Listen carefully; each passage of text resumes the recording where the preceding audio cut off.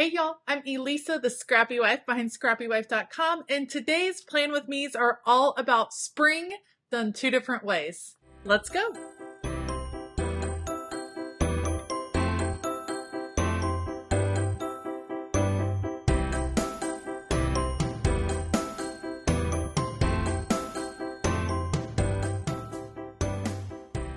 All right, so today I'm working on two custom planner spreads for two of my patrons, and today is all about Jennifer and Shannon, both of whom asked for spring-inspired spreads.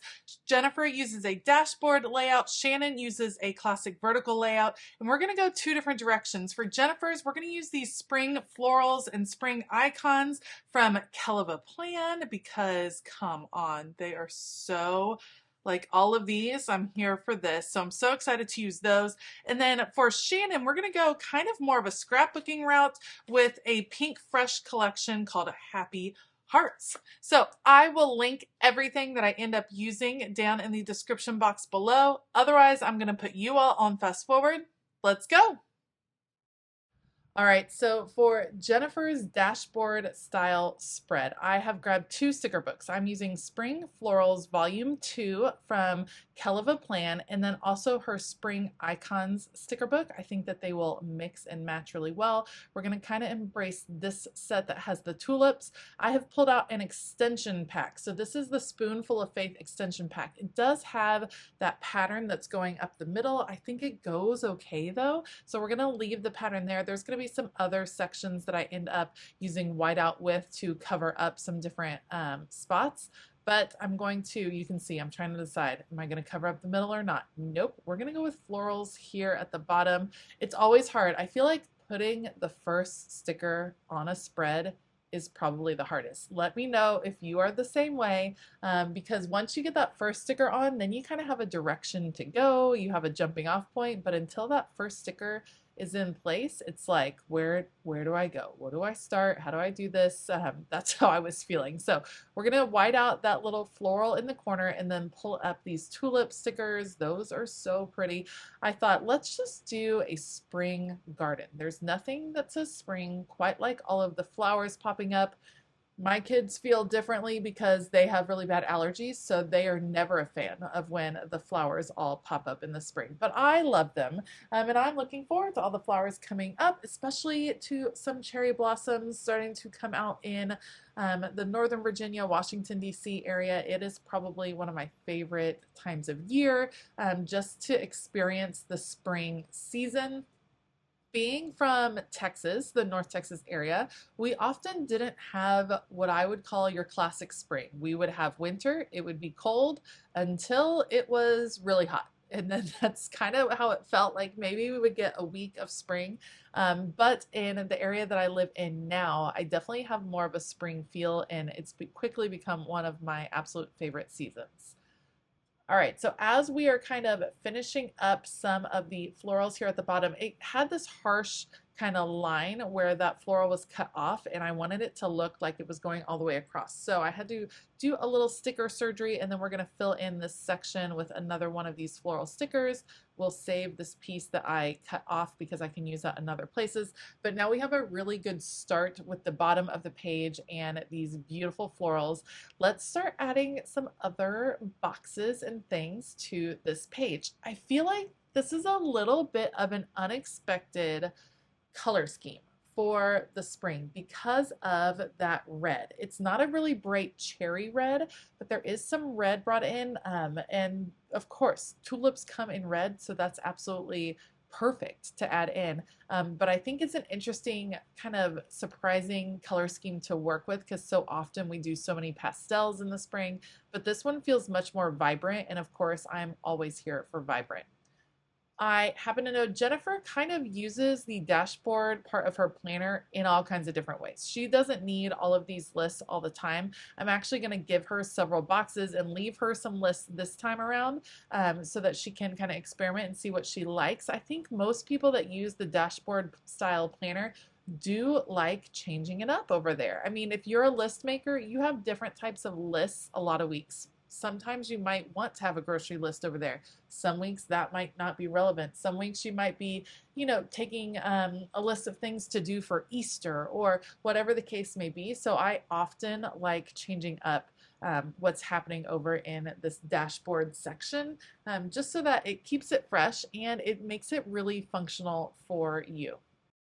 Now I struggled with what I wanted to layer over here. This long blue box is beautiful, but I just don't think it was gonna work. I decided, you know what, we're gonna bring in this red and we're gonna like go for it.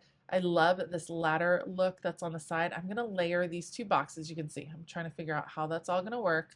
I'm gonna layer these two boxes, add, a few icons here and there. I'm just trying to decide. You guys, I struggle sometimes when I'm working on these custom spreads because I want them to be perfect. I want them to be special.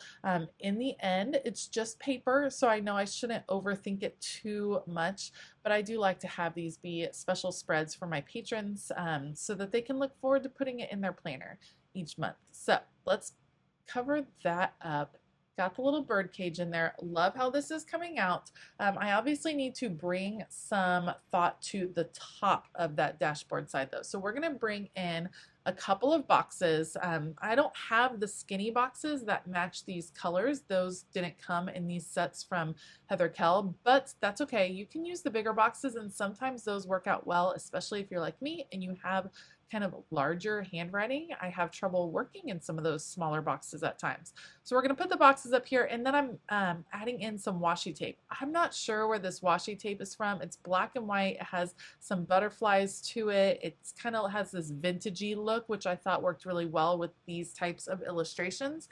And we're going to use that washi tape. Anytime I put a box, we're going to add in that washi tape feel. And I like how that brings all of the boxes together and adds a little bit more contrast because there's so much color on this page. Let's look for ways to add contrast, and black is usually a great way to do that. All right, added a few florals up there. I'm trying to decide what I'm going to do in the top right-hand corner. I thought about going with florals, but the ones I had a lot of pink, and I don't think that that pink is going to balance really well with some of the other colors on the page. I just thought that the florals were not matching. And so I end up deciding that's not going to be what works. I'm going to put those back and we'll actually go with a spring icon up there instead of more florals, especially because most of these spring icons have florals mixed in and around them. So that's going to kind of bring the whole thing together anyway, which should look nice. All right, to help me plan out where these stickers are gonna go, I actually pulled out my sticker guide. You can't see it on there because it's clear. That's the whole point of the sticker guide, but I pulled it out so I can kind of place a few stickers here and there, figure out where I want to put some of these icons. I decided, nope, I need something that's gonna kind of go upward, something a little bit taller up in that right-hand corner, and I think that this beautiful hot air balloon is going to be absolutely perfect. We'll put that up there. I will end up doing some whiteout where that floral piece from the Spoonful of Faith line is. And then I'm going to add one more piece, and I think gardening gloves are going to be perfect. So we're going to add those here towards the weekend, because what a better time to garden than on the weekend. All right, once I have my icons picked out, it's time to add boxes, because of course you have got to have boxes to make your spread functional, to be able to fill in events and things like that. So I'm going to add boxes across the top as well. Again, I'm still working with the sticker guide, so you see me putting things down, but it's actually on the plastic of the sticker guide, just a heads up. So that way I can experiment, figure out where I want things to go, and then I can pick them up off the sticker guide and transfer them to the actual spread. I try to do a variety of boxes, and I'm trying to balance the colors. So I had a lot of red in the lower left-hand corner, so we're going to balance up with red on the upper right-hand corner, that type of thing. I try to move the color around the spread. So a little whiteout up there, then we're going to take this large box, will fit nicely on Monday and overlap right there. Brings a little bit of height to that section, and then let's just transfer all these other ones. I like how you can mix the boxes over top the icons, because this is kind of a clear, shiny, sticky paper, not super shiny, a little bit shiny. You can't just write on top of the clear sticker paper. You'd have to have a special pen. So I often layer clear stickers with these functional boxes. That way you are still keeping the spread pretty functional. You got to have places to write on your planner spread, even if it's not a busy week. There's always something going on, you know what I mean? So I like to have those. So for instance, I moved this blue box on over so it's covering up some of those clear stickers, but that way I have a little bit more room to write in that area. Once I had all of those boxes in place and then I had trimmed off the excess, I knew I needed to add washi tape just like I did over on the left-hand side. I'm actually tearing this washi tape. I love torn washi tape. I think it looks really great. I think it gives it just a little bit more organic, handmade kind of feel. So we're going to add washi tape to a few different sections. First of all, this little planning box. People often use that box for meal planning. Some people write out workouts. Maybe you use it for your kids' after school activities so you know what is happening on what day. There's all kinds of ways to use it. So I don't like to assume that someone is going to use it for meal planning. So you'll see I label it kind of differently just so that Jennifer can use it for whatever she wants. So let's finish putting down some washi tape. Then I'm going to go grab another book from Kell of a Plan. We're going with a Kell of a Plan theme here for Jennifer's, and it's actually the book Planning a Life I Love. And I'm going to grab some quotes from that book because I figured even though they're not spring related quotes, they are planning related quotes, and I know that Jennifer loves planning. So let's take this big plan. We're going to put it right up here. That way she can use that for whatever she wants. It could be a meal plan, it could be an after school plan, it could be a workout plan, it could be a TV show watching plan, whatever it is. And then she planned a life she loves. That quote fits perfectly right in there.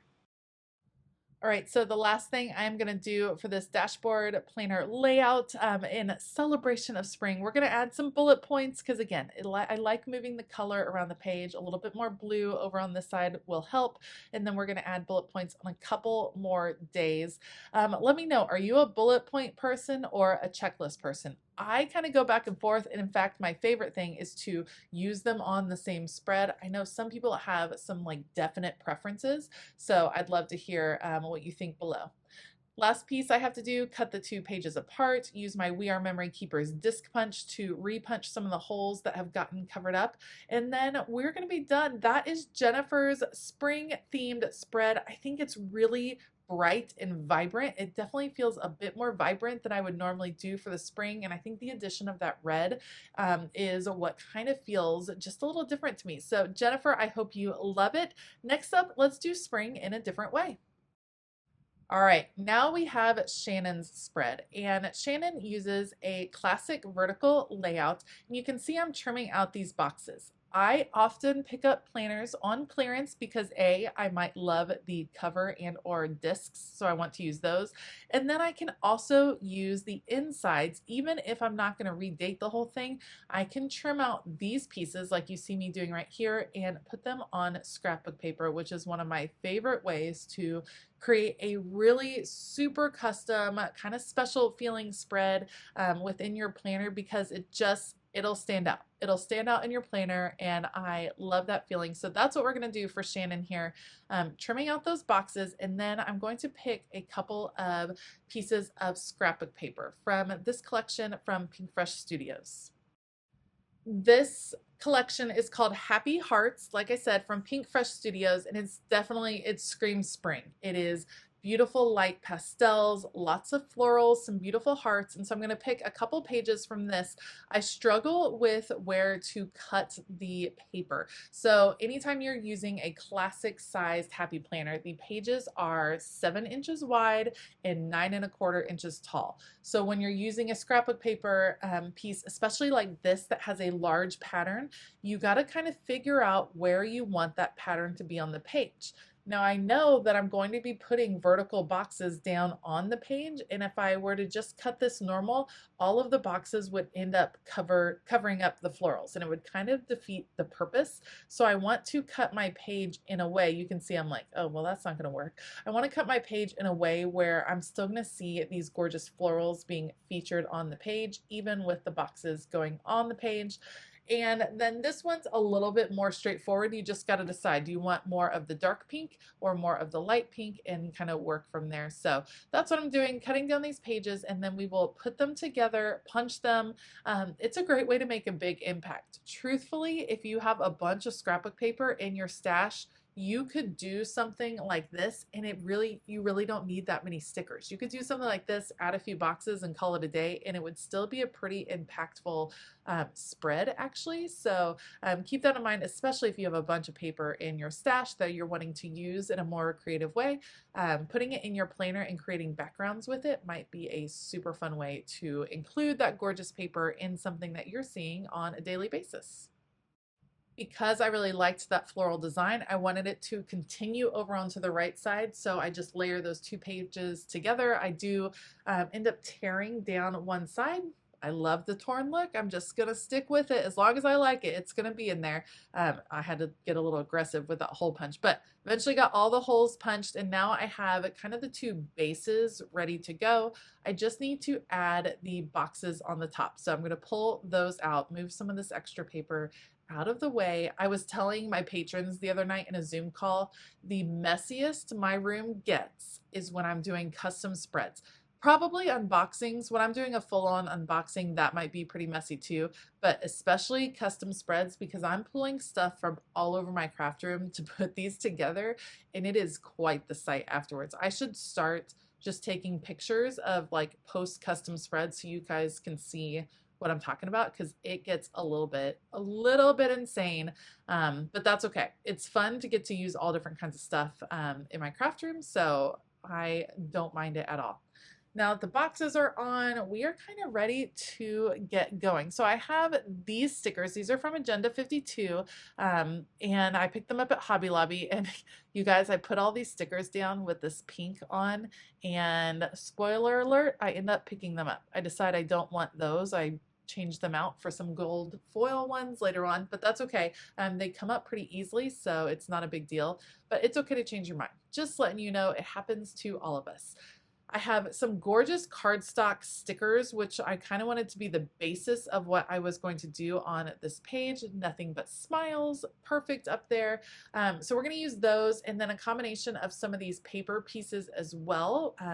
And the Rainbow Mega Sticker Book. So I'm mixing it in because there are a lot of boxes that come with these scrapbooking lines, little journaling spots, and they can lend themselves very nicely to your planner spread. But you may also want to include some more typical boxes just to balance it out, and just so that everything doesn't have a decorative feel.